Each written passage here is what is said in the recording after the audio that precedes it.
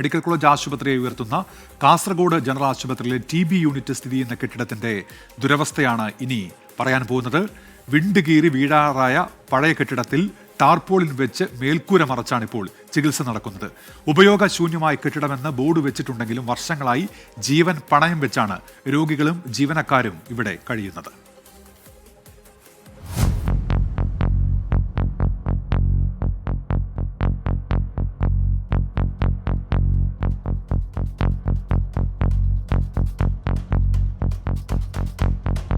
ആരോഗ്യ കേരളത്തെ താങ്ങി നിർത്തുന്ന ചുമരുകളാണിത്. പലയിടത്തും വിണ്ടുകീറിയിട്ടുണ്ട്.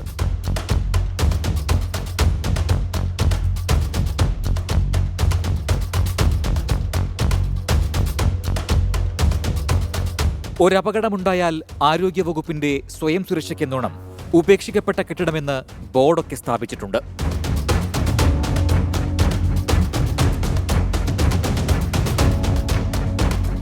ഇത്രയൊക്കെയാണെങ്കിലും ജനറൽ ആശുപത്രിയിലെ TB യൂണിറ്റ് ഈ കെട്ടിടത്തിലാണ്. നേരത്തെ യൂണിറ്റ് പ്രവർത്തിച്ചിരുന്ന കെട്ടിടം പൊളിച്ചു. പുതിയ കെട്ടിടത്തിന്റെ പണി പൂർത്തിയായിട്ടുമില്ല. ഇതോടെയാണ് അപകടാവസ്ഥയിലുള്ള കെട്ടിടത്തിൽ താൽക്കാലികമായി TB യൂണിറ്റ് പ്രവർത്തനം ആരംഭിച്ചത്. താൽക്കാലികം എന്ന് പറഞ്ഞാരംഭിച്ച പ്രവർത്തനം ഇപ്പോൾ എത്ര വർഷം പിന്നിട്ടു എന്നതിന് കണക്കില്ല.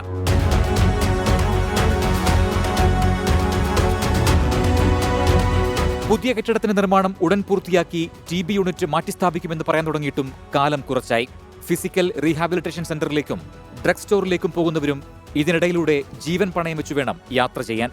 ജനറൽ ആശുപത്രിയിലെ TB യൂണിറ്റിന്റെ പ്രവർത്തനം താൽക്കാലികമായാണ് ഈ ബിൽഡിംഗിലേക്ക് മാറ്റിയതെന്ന് അധികൃതർ പറയുന്നു. ഇവിടെ ഉപേക്ഷിക്കപ്പെട്ട കെട്ടിടമാണെന്ന് വലിയ രീതിയിൽ ബോർഡും സ്ഥാപിച്ചിട്ടുണ്ട്.